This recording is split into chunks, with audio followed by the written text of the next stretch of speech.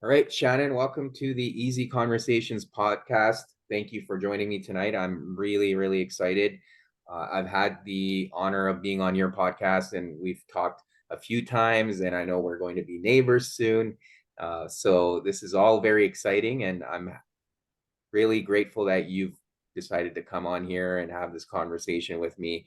But before we get into our conversation, which I'm sure is going to be enriching and insightful. I do want to give you an opportunity to introduce yourself to the listeners today and share a little bit about who you are, what it is that you do, and what's brought you here. Well, thank you. So first off, I want to say thank you for having me a guest on your podcast. So this is an absolute joy and a pleasure. So I want to thank you. Well, a little bit about me. Oh, jeepers, where shall I start? So my name is Shannan Mondor. I live in Alberta, Canada. I am a motivational speaker and I am going in. I'm so excited to share this with everybody. I am going in for my TED Talk and it's going to be in Las Vegas. So that is a very huge accomplishment for me. It's something that I've been working towards and now it has become a reality for me. I am a transformational mentor and what I do is I help people to transform their lives. Hmm. I am a best-selling published author. And I'm in the process right now of actually converting my book into an audio book. I also have my own podcast, Fulfillment in Faith. And I'm working on my passion project, which is called You Are Not the Only One. So I speak with people literally from all over the world. And they share their times of stillness and how they have been divinely guided to where they are now today, just exactly like me, following my path. That was actually quite a bit about me, but yeah, from where I was to where I am now, my life has totally shifted and changed, and I am not the person that I was because I was addicted to alcohol for many, many, many years, and I came from a family of addiction as well. So yeah, that's who Shannan Mondor is. Well, thank you for sharing all that. And sounds like you've got a lot on the go, but you've gone all in to this space.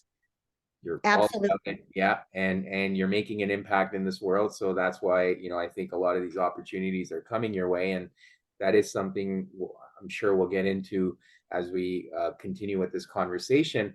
But you kind of talked about where it started for you, right? And you've shared that story with me, but there's a lot of things that have stuck out to me uh, in terms of the story you've shared, and I hope the listeners get something out of that too. But often we feel like the past is who we are. We get stuck where there's that shackle there, and um it becomes very hard for people to change that version of themselves or that identity because they become so attached to it.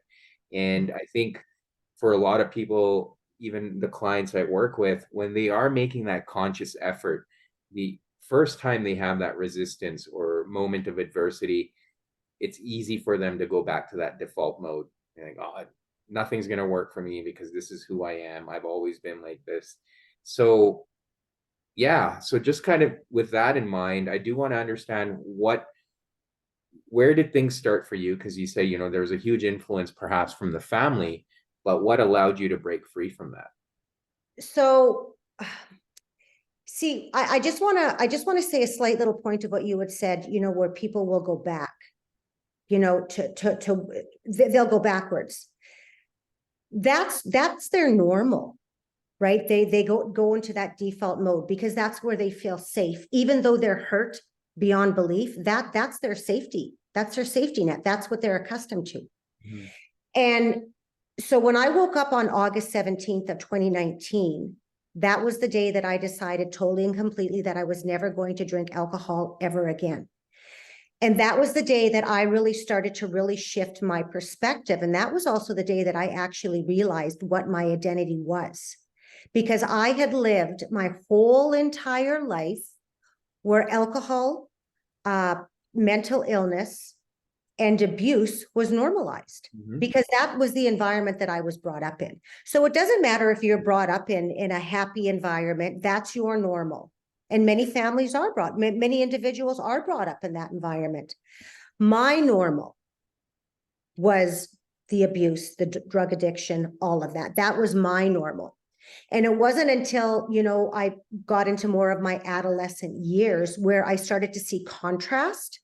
And what I mean by contrast is people, get to know friends and being invited over to friends' houses. And then I'm starting to see what their lifestyles are like. So that's my contrast. And I'm realizing like their normal is so different than what my normal is. But it's also growing up in that environment. And when I woke up on August 17th, that was when I really realized that that identity that I carried, my identity was, I was dumb, I was ugly, I was stupid, I was never going to amount to anything. I was told that my whole entire life from my abuser, which was my oldest brother. Mm. So that was drilled into me my entire life. And as you get older, and those belief systems which were drilled into me over and over and over, and all of us, we have these belief systems of whatever they may be, right? Your personality develops around that. So my personality was that. Mm-hmm. So when I got into my teenage years, that was when the beginning of my people pleasing, because I didn't value myself at all, Mm-hmm. right? I was filled with anxiety. I had depression, really bad chronic depression in grade 12, and suicidal, very suicidal, Mm-hmm. right? So, but it wasn't until my later years when I totally quit drinking was when I realized, no way. It clicked into me because I looked at my life at a totally different perspective, because I no longer looked at my life as if it was my life. I looked at my life as a story, because if you really look at everybody's life, it's just one big story. Mm-hmm. And you can change it at any point in time. Yeah. So that's what I did that day. As I flipped the page, I was starting a whole new chapter, because I was now 4 generations of addiction in my family, because it was my father, then it was like me and all my siblings, then it went into my nieces and nephews, and it's now leaked into my great nieces and nephews. So I was looking at my personal story, and I was going to turn the page, and I was going to become the main character now. Because before I was just a character, because I was letting everybody else dictate who I was. Right. Right.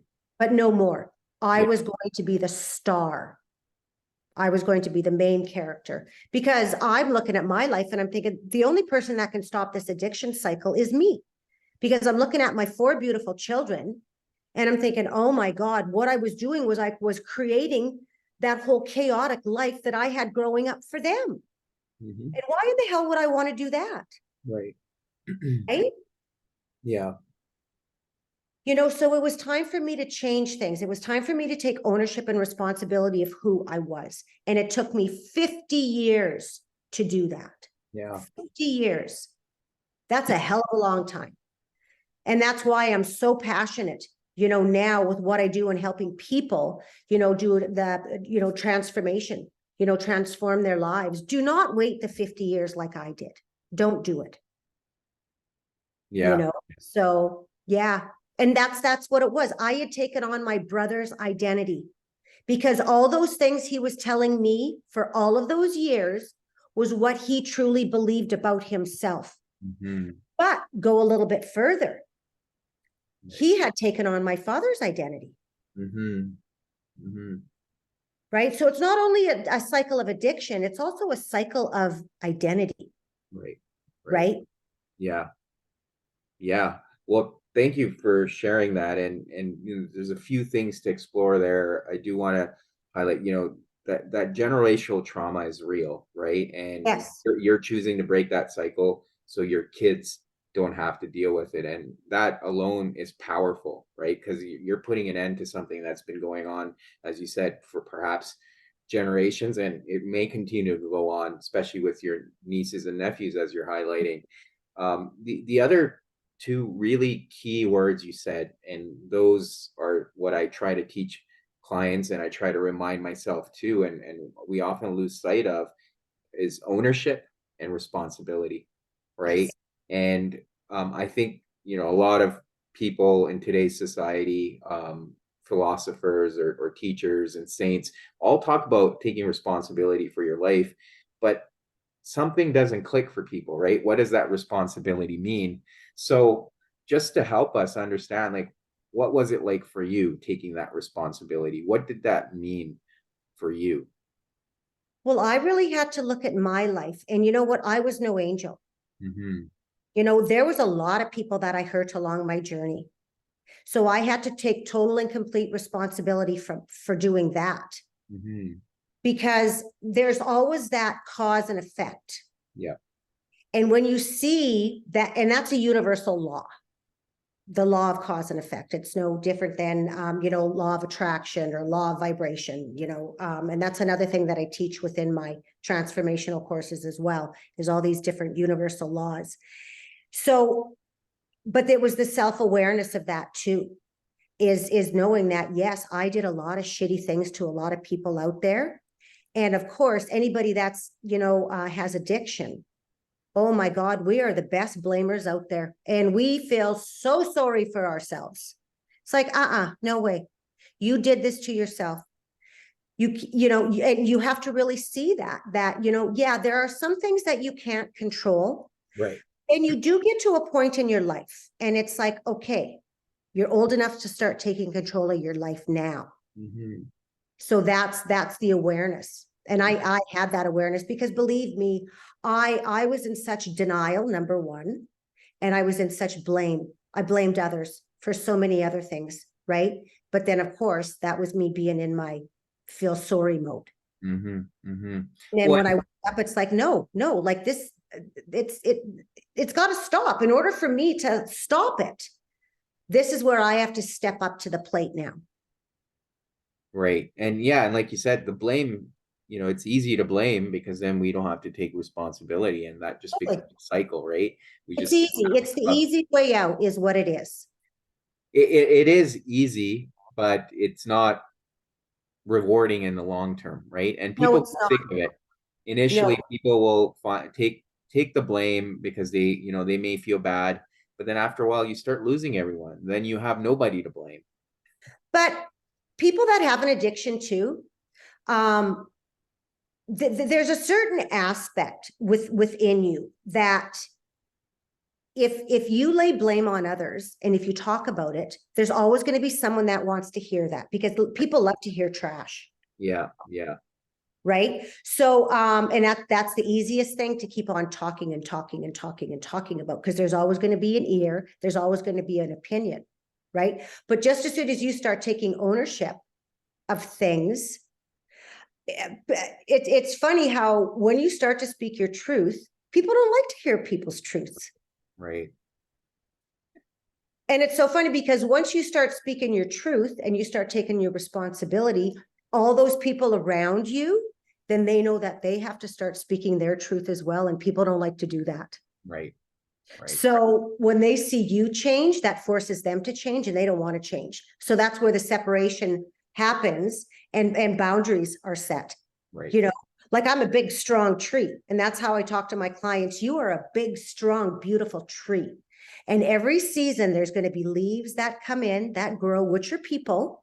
Mm-hmm, And as you grow, all these leaves are going to fall off. mm-hmm, mm-hmm. And then the next season comes along because you're becoming more aware, and, you're growing and you're becoming more vibrant, you're becoming more happy. And all of a sudden, all these buds start happening and all these people come in again, right? And you're Yeah. learning from them and they're learning from you. And then that season is done, and then all these people fall off again. And that's Mm-hmm. exactly what happens. Yeah, yeah. Well, and I mean, there's a few things again, just to kind of touch on there, because a lot of times with addiction, and I've done some research on Alcoholics Anonymous, and one of the things is changing your environment, right? Because often it's the environment and the people that reinforce that behavior. Yeah. So in your case, when you're making that change, sometimes you have to look around. You're like, okay, are these people serving me, or Are they going to be a part of the life I'm trying to build for myself? Are they going to be reinforcing that person I want to embody? But at the same time, as you said, often uh, there's like friction because now you're speaking your truth. So you're holding up a mirror for them, and the truth makes everyone uncomfortable, right? If you're not ready to live it. And I'm going to be honest with you, like with me in particular, I had to change my life 100%. Yeah. There is not one person on my side of the family that I've kept in my life. Like there's not one.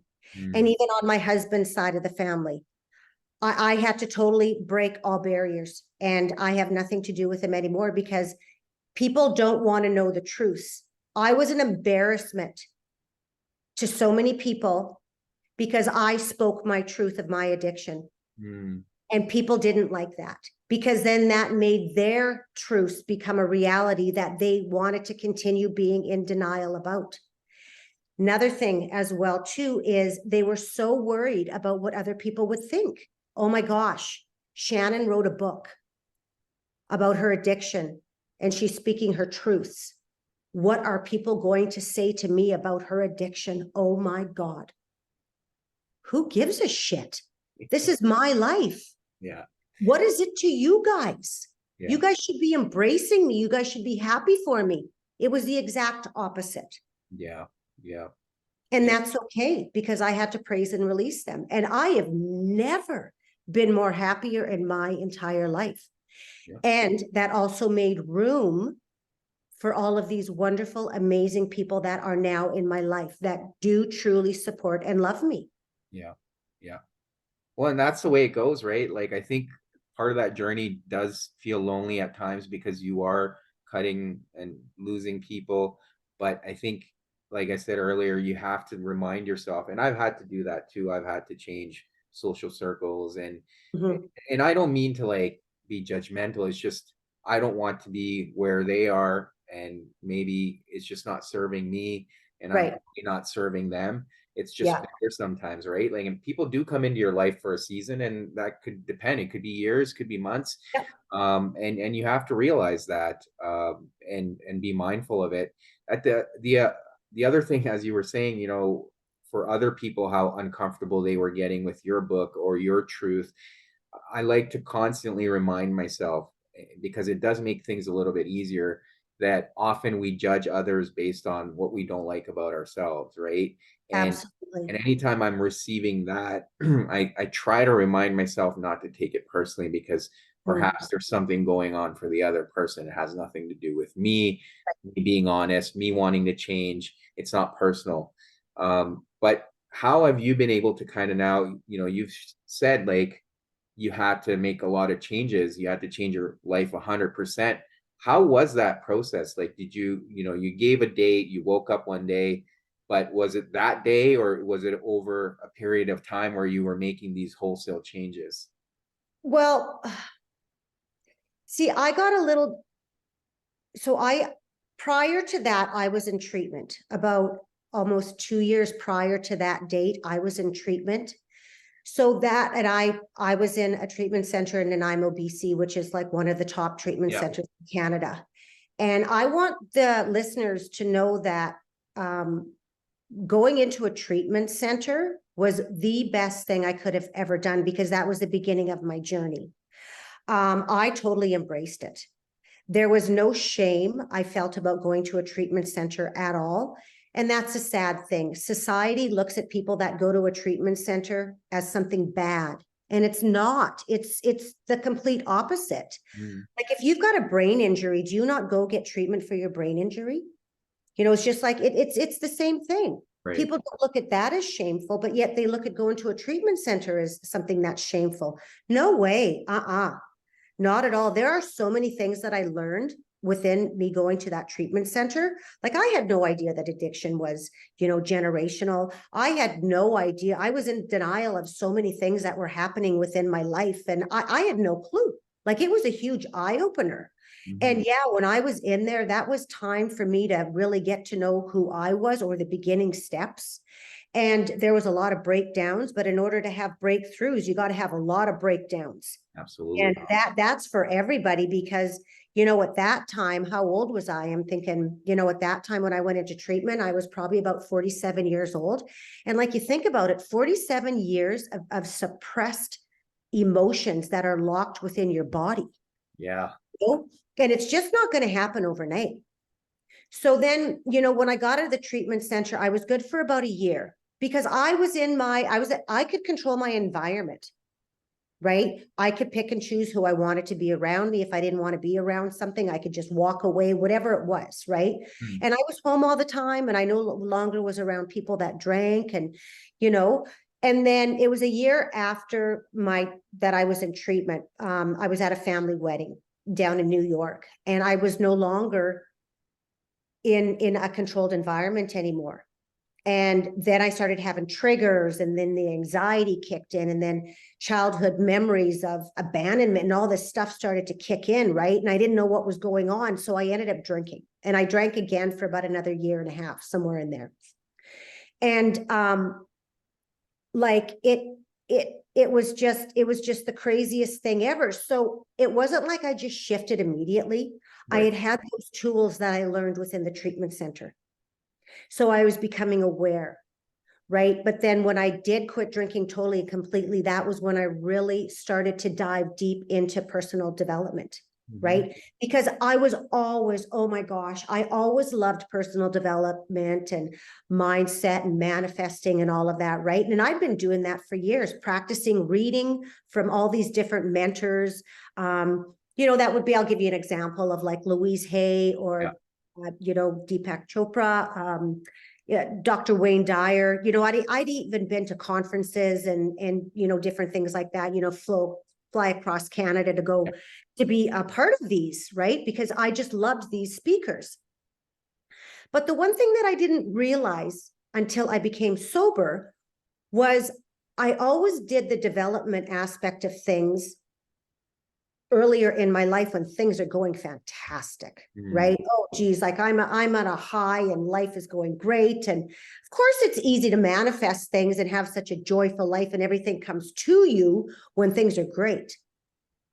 But I didn't realize that when I really needed it the most was when my life was going to shit, you Yeah. know? Yeah.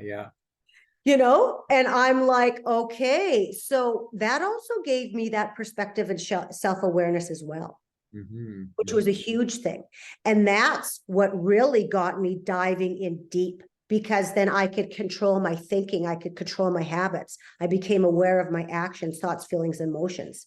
I would realize what my dominant feeling is. Mhm. And it was like, okay, I'm in a really shitty mood here. Before, I would just sit in it, be like, okay, yeah, I'm in a shitty mood. But now, because I was becoming more aware of, my environment, everything about me, I was getting to know who I was. It was like, okay, I don't like this feeling that's happening inside of me. What are these feelings and emotions coming from? Why am I acting like this? What's triggering me? I started to get really curious. And I didn't want to go numb my pain anymore. It was like, no, Shannan, you're going to get this shit out of you. So let's sit with yourself and figure it out. Mm. And then go through the feelings and the emotions. And Yeah. that's what I did. Right. Yeah.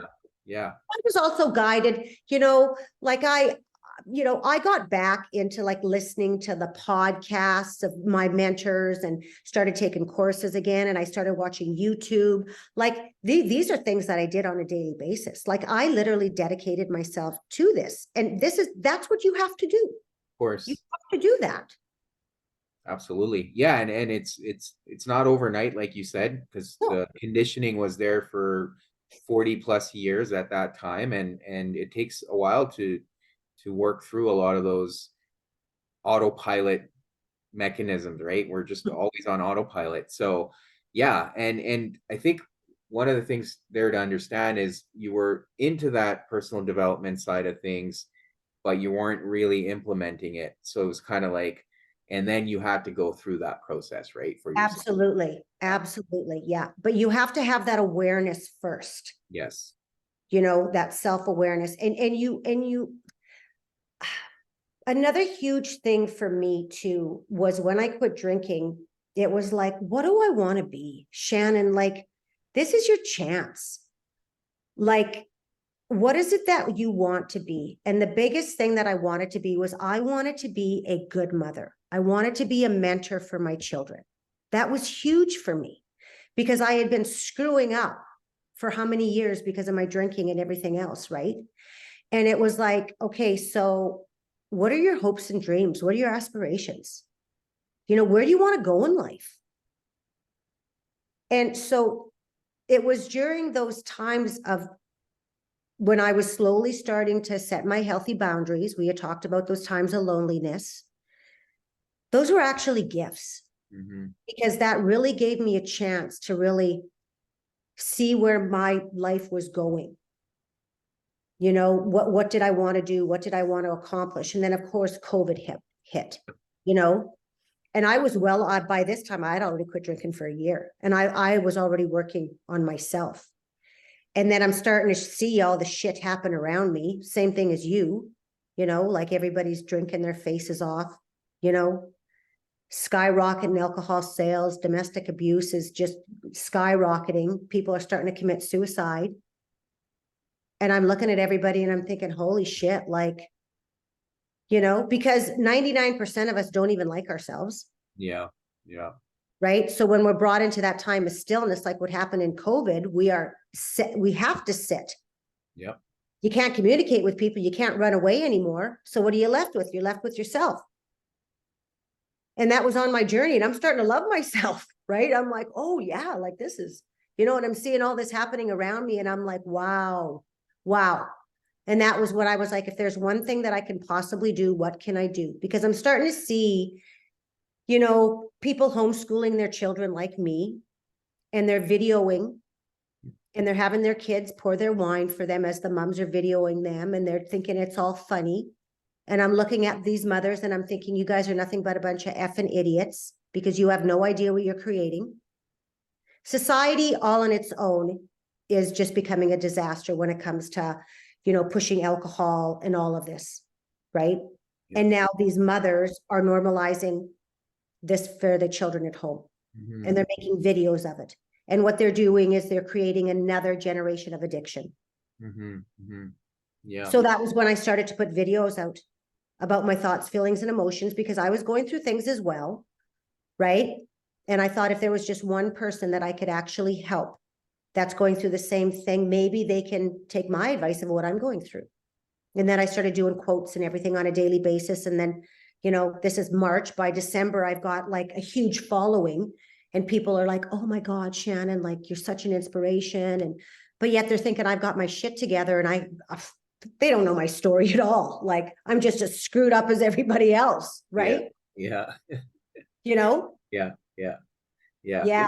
Well, I mean, we're all figuring it out, right? And um, it's interesting because, yeah, COVID, I think, opened up a lot of people to things that perhaps weren't going right, and it pushed people to the other side.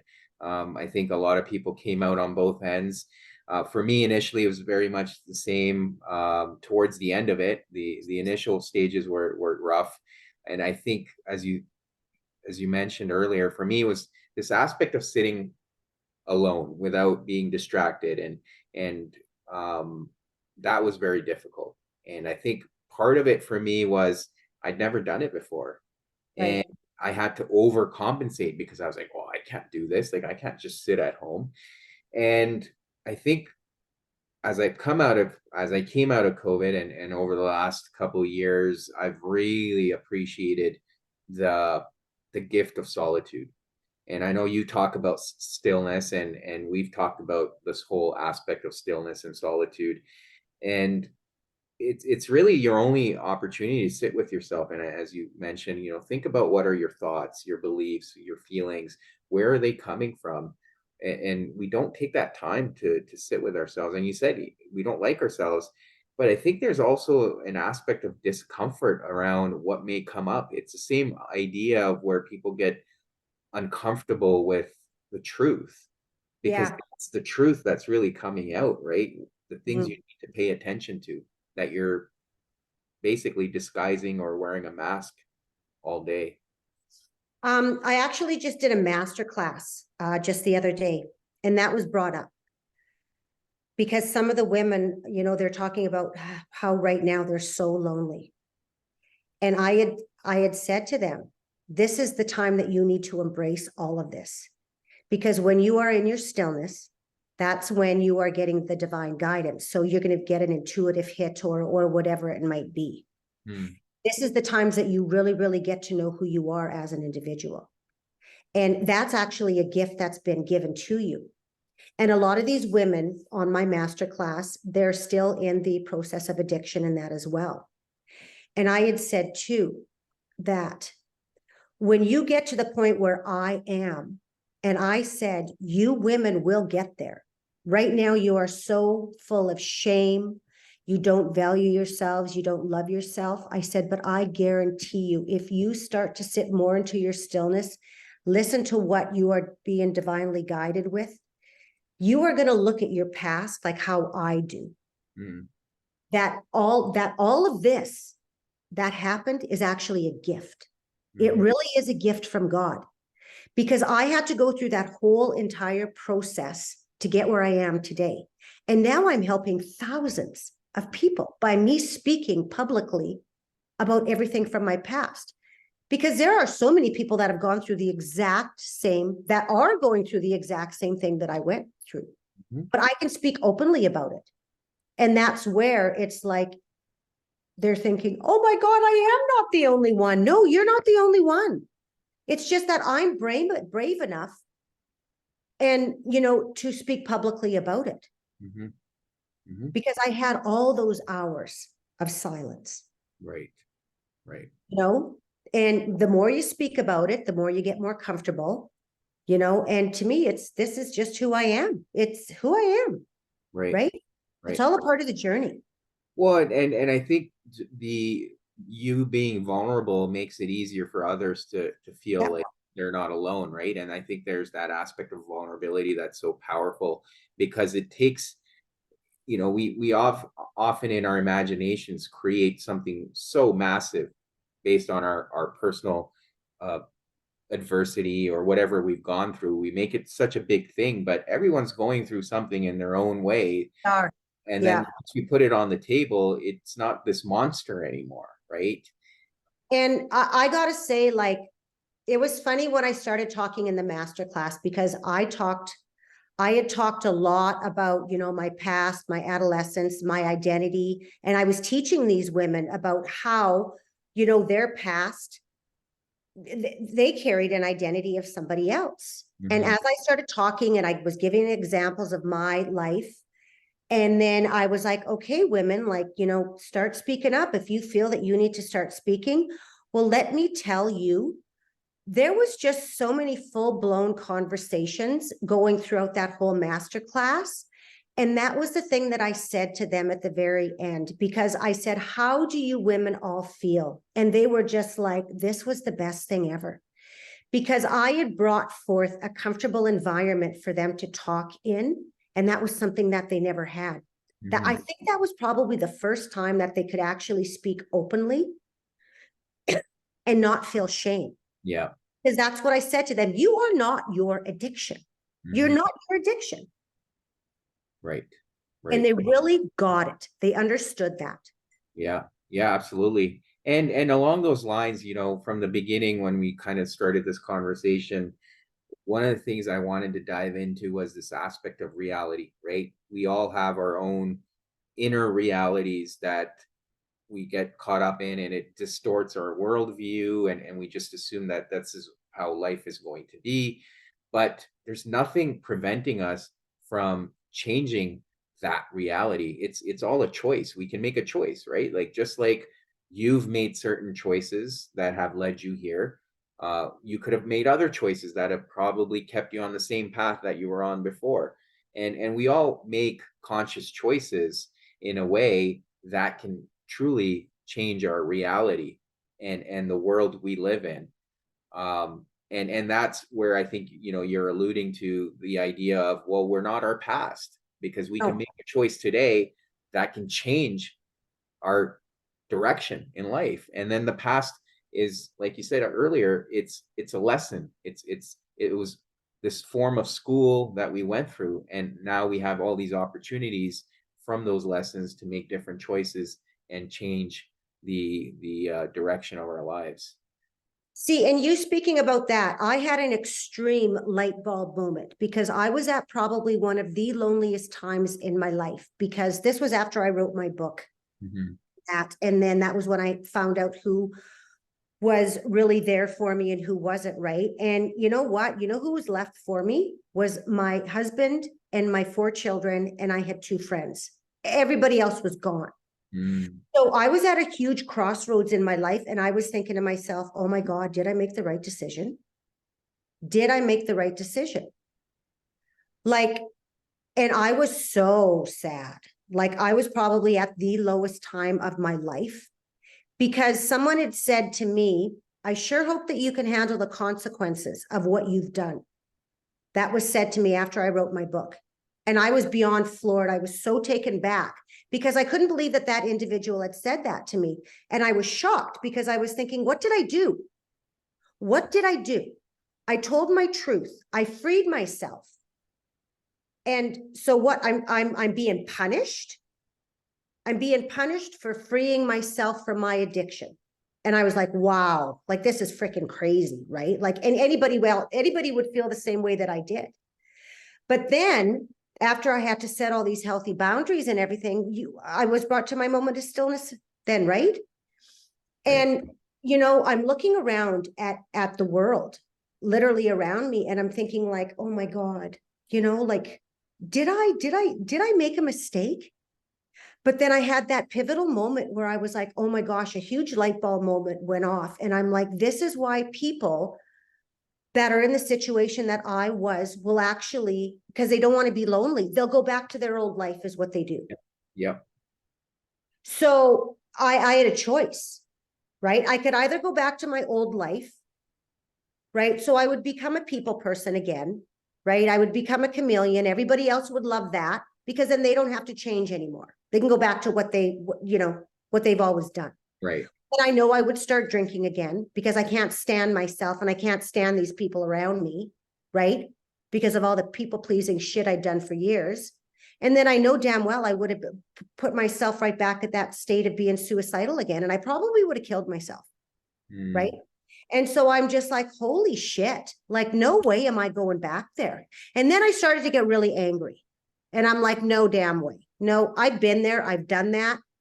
And where did it get me? It got me freaking nowheres. Mm-hmm. So that was where I really stood up to the plate. And I'm like, no way. That was when I really started to take my power back. Well, discover my power, not take my power back, discover who I really was. And I'm like, no, I'm not doing this. I'm going to start living my life the way that I am meant to live my life. Yeah. We're put on this earth to be creators, to be happy, to be joyful, to have everything that we want.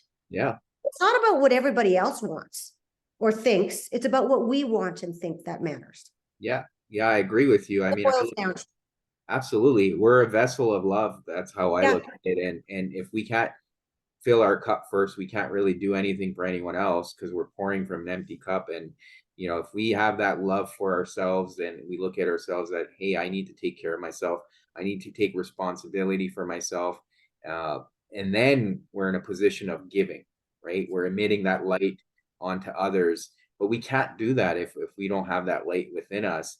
And one of the things you mentioned, and this is something I've experienced too. So I do want to highlight that for the listeners, that when you are on this journey, when you're making changes, yes, there's going to be a lot of friction from other people, which often leads to self-doubt, right? You Oh, start yeah. doubting yourself. That was one thing I picked up. And I also went through that where I'm like, well, am I crazy? Like, am I crazy? Like, am I really, like, does this make sense? Like, why is everyone, not everyone, but why are so many people resisting this? Why do so many people see something wrong with this? Like, am I missing something? And I think there's one thing that you touched on earlier too, is having this faith in yourself, Yeah. right? And coming back to it and really having that anchor in your life. And sometimes it gets tough, right? You do question the choices you're making, you're like, well, I don't know, like if this is going to actually make work out as I think it would, but that's all normal. Yeah. And the biggest thing that I want to touch on that is when you're going through that process, and this was one thing that stuck out to me, like was just pounced on me. Mhm. How did I feel when I was around these people? Yeah. How did I feel? Did I feel love or did I feel resistance? Did I feel myself? Well, I can tell you right now, I wasn't myself because I didn't even know who the hell I was then. So Mm-hmm. I wasn't myself, Mm-hmm. but I know who I am now. How do I feel now? How does the version of Shannan that is standing here right today, how would she feel being around these individuals? Mm-hmm. Well, I'm a totally different person. Yeah. Yeah. You know, I don't need them in my life. I can easily praise and release them with love. Right. I can forgive myself for not wanting to be around them, you know, and I forgive them. And it's, you know, if you look at things like that with love, it's so much easier, Mm-hmm. you know, because they were all a part of my life of addiction. Right. You know, so do I want to put myself back in that environment? No, I don't. I don't. Mm-hmm. Do I want my children back in that environment? No, I don't. Yeah. No, no. That was the low vibration Shannan with the addictions. That's what she attracted at that time. Now I'm a totally different state, totally different person, totally higher vibration. You know, so I'm bringing high vibration, loving people into my life, Yeah. right? Yeah. That's got all the goodness towards me, right? And Absolutely. there's one thing I really pay attention to now. There's people are brought into my life for two reasons. Number one, and I pay attention to this on a daily basis. Number one, they're either coming to me because I can either help them through all of my teachings that I do, or the universe has sent that individual to me because I need to learn something from them. Yep. Yep. And I will pick up on that instantly. Right. They Right. could be in my path for 5 minutes, literally. Yeah. And I'll pay attention. Okay, why are you here? You know, I Absolutely. would say that to them, but my inner self is like, okay, why are they here? Yeah. You Yeah. know, and I'm very aware of that, very aware of that. And it also makes me be in the present moment, Right. right? Right. Because how many of us are not in the present moment? We're not. 100%. Yeah, and I think, just to kind of circle back on that one piece, I think people in our past, they come into our lives and some stay, some don't, but they're all there to help us, and they do serve a purpose, right? So, and Absolutely. to your point, you wish them well, you wish them love, but sometimes you can love from far away too. You And can, you can. And my biggest thing too is like, I really hope that they learned something from me, hmm hmm but that's their choice, whether or not they want to accept that, right. because that would be a gift, Yes. you know, or like, because there's gifts Yes. that we all give each other, Right. right? Right. And you can either accept that gift or not accept that gift, hmm right? So hopefully my journey has showed them where they need to learn in that Yep. specific area of their life. You Absolutely. know, my most favorite saying is, thank you for, uh, now I have a mental block on it, but no, here it is. Thank you for doing me wrong. I love that phrase. Thank you for doing me wrong, because that showed me what I like and what I don't like. hmm So that's a gift all on its own. It is. And it's all about perspective, right? We lose sight of that because we're like, oh, he or she wronged me and blah, blah, blah, blah, blah. But it's like, well, no, if you look at it, it's an opportunity. Yeah, Now you know, like you said, what you can tolerate, what you can't, what you want in your life, what you don't want. And we were talking about the people we allow into our lives, or we keep in our lives. I think for me, the way I also look at it is like, are they bringing me closer to my purpose, or are they pushing me away? And that's how I exactly. decide, right? So for me, I also look at it like, are they someone I can help and assist? And are they truly willing to take that help, or are they just checking a box saying, well, I am talking to this guy because that's what I should be doing? It's like, no, if you're not going in and perhaps doing something about what we're talking about, then I'll remove myself, because then my energy and time can be invested in someone else that could be taking something out of it, right? Right. I have to be very mindful of that. And just like you said, I think people that can come into my life and teach me, but then I also look at a third category for myself is, can me and this other person co-create something? Yes. Like for me, Absolutely. conversation is very important, because the way I look at life is like I have an answer, and then someone else has their answer, but together we can get closer to the answer, right? And it's that co-creation, through discourse, through conversation, which is why I enjoy doing this podcast, because we've lost our ability to have healthy discourse with people. We often try to gravitate towards people we know that will agree with us, but you're not learning in those conversations. It's the people that oppose your beliefs, your thoughts, your opinions, that you can learn from. And we shy away from that. But co-creation can only happen if both parties are willing to take inspired action. Yes. Yes. And that's the biggest thing. And like, you and I are the same. And so what do? We attract people of all the same levels, right? That's why I talk with people all over the world. And a lot of my good friends now, like I communicate with Zoom, Yeah. as we all take inspired action.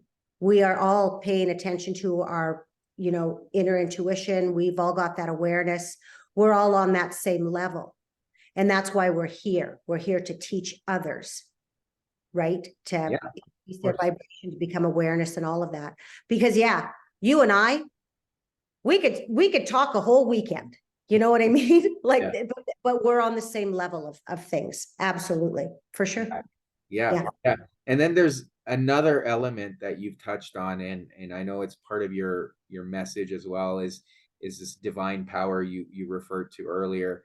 When you're trying to go on this path, or when you said, when you're in stillness, you get that wisdom or voice coming in. What does that mean for you, and how has that impacted your life? Oh, geez. Because I am open and willing to learn. And the biggest thing with me too is I know where I want to go. I actually see Shannan Mondor's end result. Mm-hmm. Like I work on a daily basis becoming that individual, embodying that individual, because I know that I will be a motivational public speaker. There's no question, Mm-hmm. because of my goals that I work on every single day, and just how I speak to people, just my podcast, just how I interact with people as well. Like, people gravitate towards me as well, because that's of all the energy that I'm putting out there as well too, right? But I'm so open to receive. I'm so open to learn. Mm-hmm. And I'm just like, universe, just guide me. Just tell me where I need to go next. And I always go by the feelings that I have within. I know how to separate my mind from my being, Yeah. right? Yeah. It's two totally different things. And I understand that, and that's like my inner being is my guidance. And I can feel it. You can feel it once you know the difference, right? There's no confusion. It's like, no, this is so meant to be. People will come into my life. I'll be talking about something or whatever it is, or I've set an intention out there. Geez, next thing you know, somebody is Zooming me or whatever, and then they're talking about this specific thing. Well, okay, so I'm being divinely guided, because I have so much faith and I have so much trust. But that's because I know who I am now, because I've gone through all of this crap my entire life. And I look at it, like I said, I look at it as a gift now. And I can see things from totally different perspectives as well. Mm-hmm. I've lived it. I've seen the contrast. Now I can pick and choose. Yeah. Right. You have to experience all these different things to know what you like and what you don't like.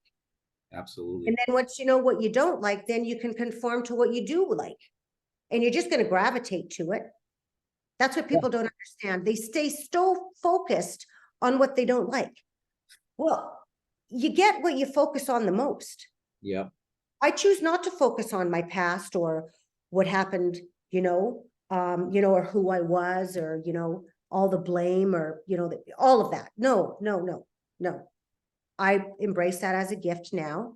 And I focus on the positivity in life, and I know where I'm going and I know what I'm doing. And, I know my end goal and I'm working towards it every single day. Yeah. Yeah. And my purpose is to help people. And I know that. Absolutely. Yeah. Yeah. Well, and I think, what you're referring to earlier, there's that inner voice that we tend to shut down because of our past experiences and some of the traumas we go through. And it's almost like I've said this before on this podcast too. We put a veil or many layers of veils on that voice, the soul. And part of life and healing is unveiling it slowly Yeah. and then starting to become familiar with that voice again and listening to it and acting on it, because that inner guidance and wisdom that we have is so powerful. And when you're not in alignment with that, and I've experienced this personally so I can speak to it, is your body will shout at you, and it'll be Oh, yeah. pain, it'll be injuries. Like I've had everything, headaches, you name it. And because now I've been able to go through that process of healing and really become in tune with it, I realize that when my body's reacting, when it's Yeah. sending me a message, it's like, hey, this doesn't feel right. You're headed in the wrong direction. Yeah. Another thing too that I want to really express to the listeners too is when you are experiencing fear, there is growth in fear. That is your soul telling you, you got to do this, because your growth is on the other side of that. So whenever fear pops up in me, and I just think, oh my God, no, I know I got to do it. Yeah. I have to do it. Right. And as you know, now, and that's my intuition, that's my soul telling me, Shannon, you got to do this. And it's like, now it's like, okay, you know what? It's like, damn it. Okay. I'm going to do it, Yeah. and that's what makes you stronger and stronger and stronger. Right. Because Absolutely. if fear stops you, you're just staying there. You're not growing at all. You're just staying in that rut. Right. And people get too comfortable with that. Like, look at how many people live in this hamster wheel of life, day in, day out, Monday to Friday, going to work, weekends, binge drink, whatever, hanging out with the same people. Wake up Monday morning, feel like shit, do the same thing over and over and over. Wow. I couldn't imagine my life like that. There's Mhm. just no way. There's just no way. Yeah. Yeah. But people are comfortable because they don't want to go out of that box, right? Fear, anything different, fear pops in. Oh no, you know what? I'm going to stay here. This is my comfort zone.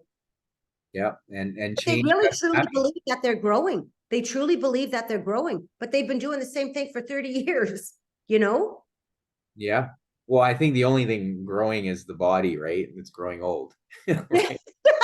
Right. Like So old and outwards. yeah. Yeah. Yeah. But I mean, yeah, and I think what we've talked about, we've had that experience ourselves, and we Yeah, recognize how hard it is, and it is a gift, like we talked about, to be able to go through that journey and have compassion for others, and hopefully, when you experience what's on the other side, you want everyone to get a taste of it, right? And once you get that taste, it's hard to go back because how peaceful and joyful life is. right. And to have that drive, to feel that drive, because how many people don't know what that drive is, or they did it one time. And just us having this conversation about that, these individuals with the hamster life, those people are going to be listening to this and they're like, oh my God, that's me. That's the self-awareness within them. And they're like, oh my God, okay, you know what? That's the life I'm leading. Mhm, Maybe I will take Shannon's advice. mhm. If something scares me to, go for it. That's why we're here. Yeah, yeah, Give these people little nudges. absolutely. Yeah. And I think it's also being honest with yourself, because there's always things that we can improve on, right? Like there are things I've written down. I'm like, okay, going into 2024, I'm going to work on these things. But I'm also being honest with myself that right now I'm not ready to make those changes because yeah, there is fear, there is comfort, but Mhm. I know it's something I need to work on, and I've given myself some time, and there is this aspect of self-compassion. But if I were deluding myself or projecting it onto others and deceiving myself, then I'm hurting myself even more. But that honesty with yourself is crucial as well. Yeah, absolutely. Absolutely. Yeah. Yeah. Yeah, for sure. For sure. This is Shannon, awesome. thank you so much. I would like to say, you said you want to be a motivational speaker. You already Well, are. I am, you know what I am. Yeah, Yeah, like yeah, my end result, you know what I mean? It was so funny because I had a vision, but probably about 4 or 5 years ago now. And it was so funny because I didn't realize that that was actually the divine showing me my path. And, I look back now and I have totally been divinely guided, to that vision that I had. And it's just like, it's so overwhelming because I'm there and it's just amazing and it's wonderful and it's beautiful. I just did some public speaking in Toronto and I was asked to be a key speaker there and more and more it's coming and for me to be doing a TED talk in Las Vegas and everything's just come into full force fruition for me. And that was because I had the belief and faith in myself and I yeah, was willing to accept and to receive. I was open, my heart was open. yeah, And I never would be here right now if it wasn't for all of the things that happened in my past. And you have absolutely. to embrace those first, Yeah. right? And that's, yeah, Well, I think there's something to be said about that experience too, right? Because then you're able to help others navigate through first, that, yeah, right? And based on what you're saying, like it reminds me of a Rumi saying that I'll just paraphrase. It's something like, once you step on the path appears. So that's kind of what has happened for you. So it's amazing and amazing journey. Thank you so much for sharing your story, being so open and honest and vulnerable. I know that's what you aspire to do, but still it's a gift, like you said earlier when we first started recording. But this was also a gift for me, so thank you so much. And is there anything else you want to remind the listeners or share with the listeners that we didn't cover? Please feel free to add. well, my biggest saying is, and I actually named my business after it, it's called Fulfillment in Faith. And if you have faith within yourself, you will have fulfillment in absolutely every area of your life. And I truly believe this 100%. And I am, living proof of it because I believe so much in myself and I have faith within myself. The amazing things that have happened, that have come into fruition within my life in such a short amount of time. And I just want everybody to know that you can have whatever you want. Just have that faith and belief in yourself. Beautiful, beautiful. How can people find you and get a hold of you? I know you've got the presence on social media. Please share. So I'm on Instagram and also Facebook, and it's Shannan Mondor, or you can go onto my website, and that's shannonmondor.com. And you can contact me through that. You can even order my book off Amazon. It's called How in the Hell Did I Get Here? Forever Changing the Genetic Blueprint. And that is a story, it's so real and raw. It's an easy read. And yeah, like that's how you can get a hold of me. You can also look me up on my podcast, Fulfillment in Faith, and that's on every podcast platform out there. But yeah, just reach out, either through email, and everything is on my website. Yeah, it's all there. Take a look at my programs that are available and it's all good. Awesome. I will put all of that in the show notes, but thank you again. And this was a pleasure. It was an absolute honor for me. So thank you very much.